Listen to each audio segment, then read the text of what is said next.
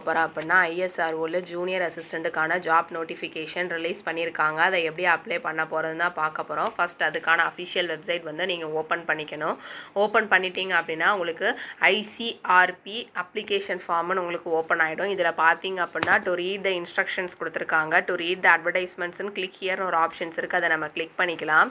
என்னென்ன ஜாப்புக்கான official notifications release பண்ணியிருக்காங்க அப்படின்னா assistant, junior personal assistant, upper division clerks and ஸ்டெனோகிராஃபர்ஸ்க்கான ஜாப் நோட்டிஃபிகேஷன்ஸ் வந்து ரிலீஸ் பண்ணியிருக்காங்க. அதுக்கான டீட்டெயில்ஸ் எல்லாமே இதில் ஃபுல்லாக கொடுத்துருக்காங்க. எந்தெந்த ஜோனில் உங்களுக்கு வேகன்சிஸ் இருக்குது, கேட்டகிரிக்கு தகுந்த மாதிரி என்னென்ன வேகன்சிஸ்லாம் இருக்குங்கிற டீட்டெயில்ஸ் எல்லாமே இதில் கொடுத்துருக்காங்க.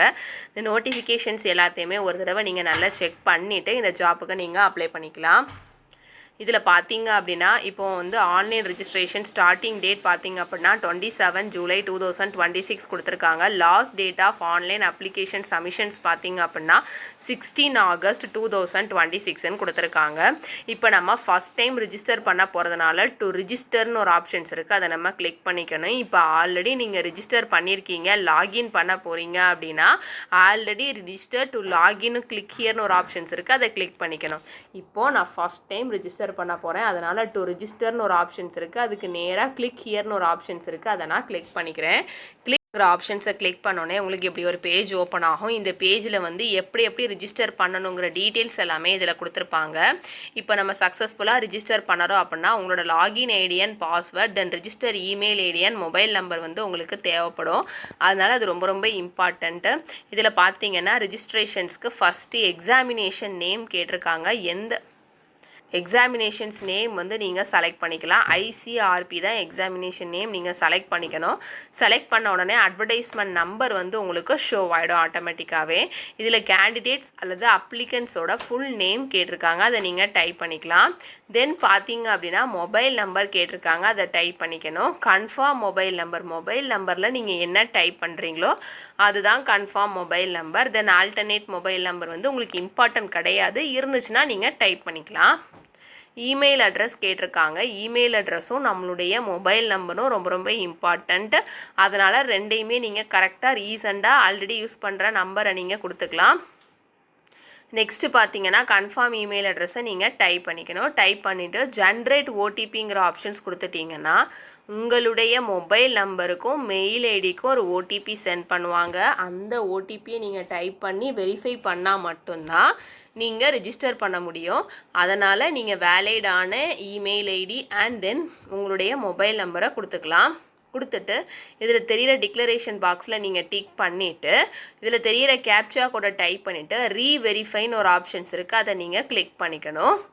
ரீவெரிஃபைன்னு ஒரு ஆப்ஷன்ஸ் இருக்குது. அதை கிளிக் பண்ணிட்டீங்க அப்படின்னா எக்ஸாமினேஷன் நேம், கேண்டிடேட்ஸ் அல்லது அப்ளிகன்ஸோட full name, mobile number and email address எல்லாமே உங்களுக்கு இதில் ஷோ ஆகும். இதை சைடில் தெரிய டிக்ளரேஷன் பாக்ஸில் நீங்கள் டிக் பண்ணிவிட்டு கீழே வெரிஃபைங்கிற ஆப்ஷன்ஸ் நீங்கள் கொடுத்துருக்க டீட்டெயில்ஸ் எல்லாமே கரெக்டாக இருக்கா இல்லையான்னு செக் பண்ணிவிட்டு வெரிஃபைன்னு கொடுத்துட்டீங்க அப்படின்னா நீங்கள் ரிஜிஸ்டர் பண்ணிக்கலாம். ஒன்ஸ் நீங்கள் ரிஜிஸ்டர் பண்ணிட்டீங்க அப்படின்னா உங்களுடைய மொபைல் நம்பருக்கும் மெயில் ஐடிக்கும் உங்களுடைய login ID and password sent பண்ணுவாங்க. அது மூலமாக நீங்கள் லாகின் பண்ணிக்கலாம். நம்மளுடைய டீட்டெயில்ஸ்லாம் கொடுத்து ரிஜிஸ்டர் பண்ணி முடிச்சதுக்கப்புறம் பார்த்தீங்க அப்படின்னா personal details, communications details, qualifications and experience details, documents and payment எல்லாமே நம்ம பண்ண வேண்டியது இருக்கும். ஃபர்ஸ்ட் நம்மளுடைய பர்சனல் டீட்டெயில்ஸ் எல்லாமே நம்ம ஃபில்லப் பண்ணிக்கணும்.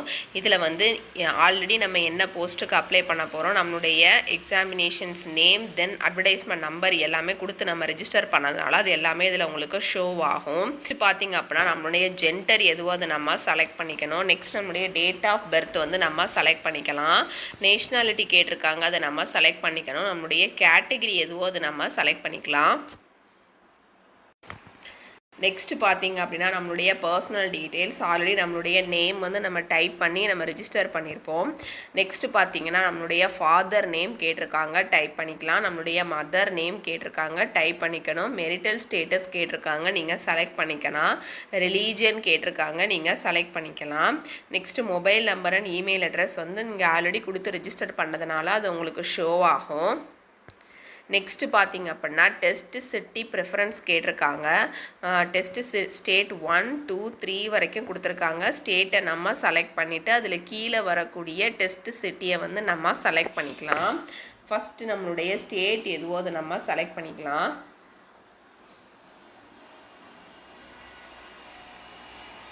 தமிழ்நாடு செலக்ட் பண்ணிட்டீங்க அப்படின்னா என்னென்ன சிட்டிலலாம் இருக்குது பார்த்தீங்கன்னா சென்னை, திருச்சிராப்பள்ளின்னு கொடுத்துருக்காங்க.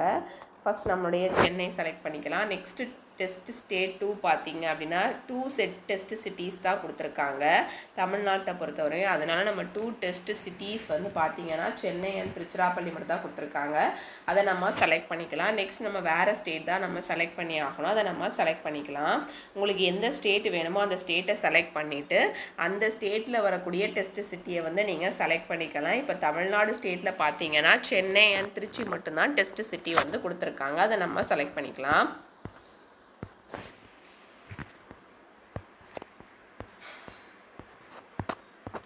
நெக்ஸ்ட் பார்த்தீங்க அப்படின்னா ஆர்யூ பிடபிள்யூடி கேண்டிடேட்டான்னு கொடுத்துருக்காங்க. பர்சன் வித் பெஞ்சுமா டிசபிலிட்டியாக இல்லையான்னு கேட்டிருக்காங்க.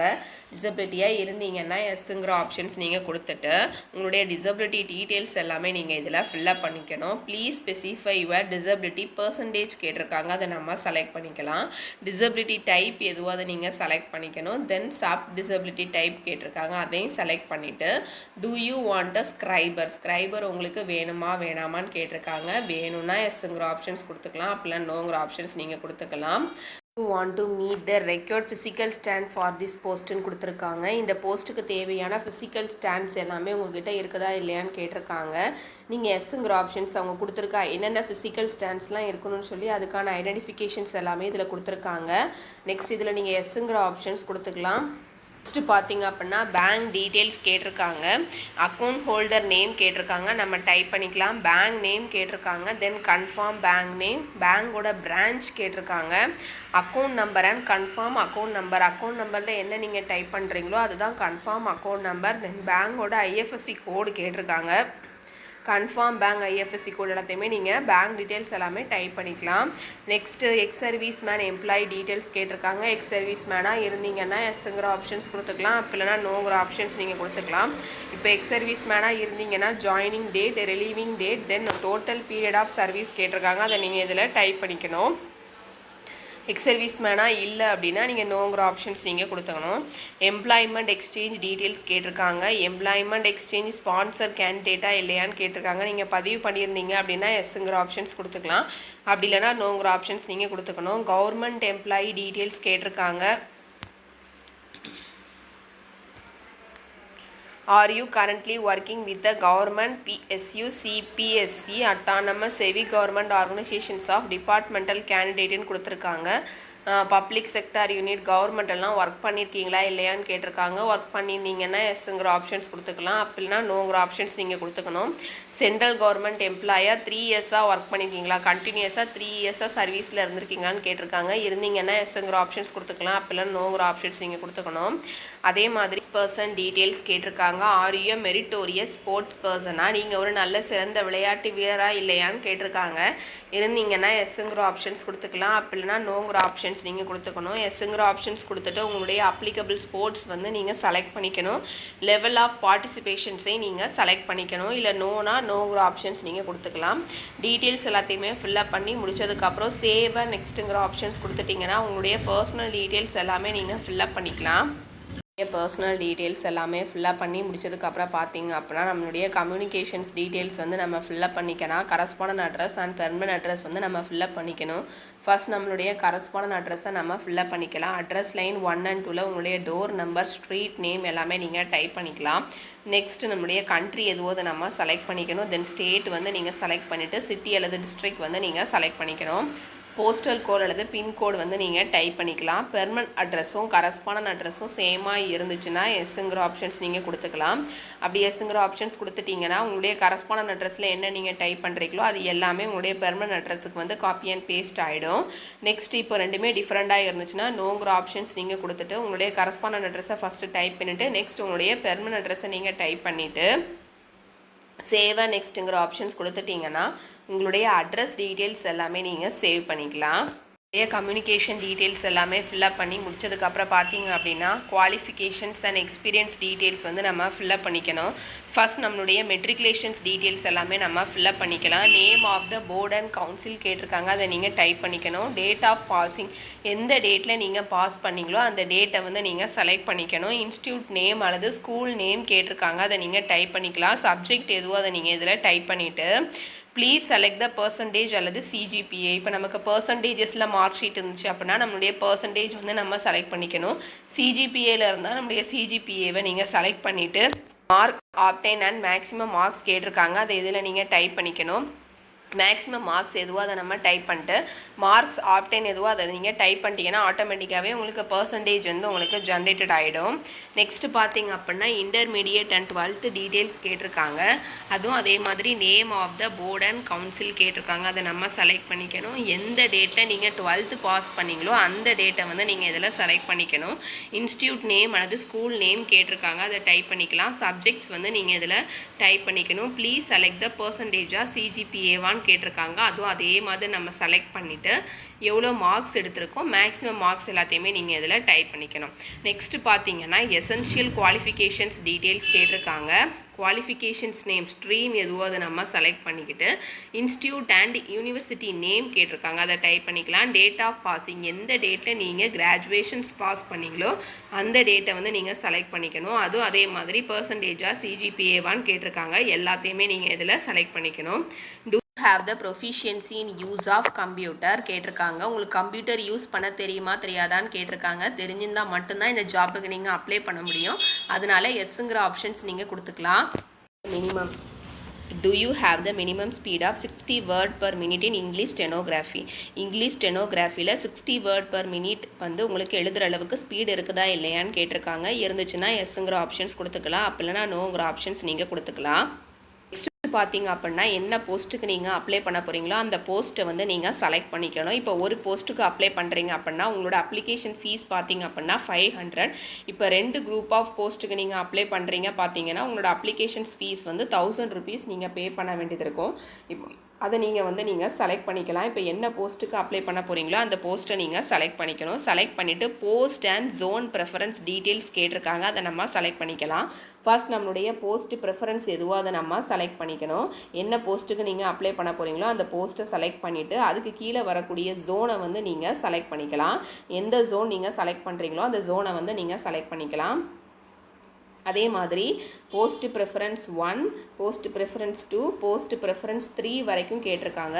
நம்மளுடைய post preference and zone preference எல்லாத்தையுமே நம்ம செலக்ட் பண்ணிவிட்டு இதில் தெரிகிற டிக்ளரேஷன் பாக்ஸில் டிக் பண்ணிவிட்டு சேவ் அண்ட் நெக்ஸ்ட்டுங்கிற ஆப்ஷன்ஸ் கொடுத்துட்டிங்கன்னா உங்களுடைய எஜுகேஷன் குவாலிஃபிகேஷன்ஸ் டீட்டெயில்ஸ் எல்லாமே நீங்கள் ஃபில்அப் பண்ணிக்கலாம். குவாலிஃபிகேஷன்ஸ் அண்ட் எக்ஸ்பீரியன்ஸ் டீட்டெயில்ஸ் எல்லாமே ஃபில்அப் பண்ணி முடிச்சதுக்கப்புறம் பார்த்தீங்க அப்படின்னா டாக்குமெண்ட்ஸ் அண்ட் பேமெண்ட் வந்து நமக்கு அப்லோட் பண்ண வேண்டியது இருக்கும். ஃபர்ஸ்ட் நம்மளுடைய டாக்குமெண்ட்ஸ் எல்லாமே நம்ம அப்லோட் பண்ணிக்கலாம். Scanned copy of the recent passport size photograph வந்து நம்ம அப்லோட் பண்ணிக்கணும். சைஸ் ஆஃப் த இமேஜ் பார்த்தீங்க அப்படின்னா மினிமம் வந்து 100 KB அண்ட் மேக்ஸிமம் வந்து 200 KB கொடுத்துருக்காங்க. இமேஜ் பார்த்தீங்க அப்படின்னா ஜேபிஜி அல்லது ஜேபிஇஜி ஃபைல் ஃபார்மேட்டில் இருக்கணும்.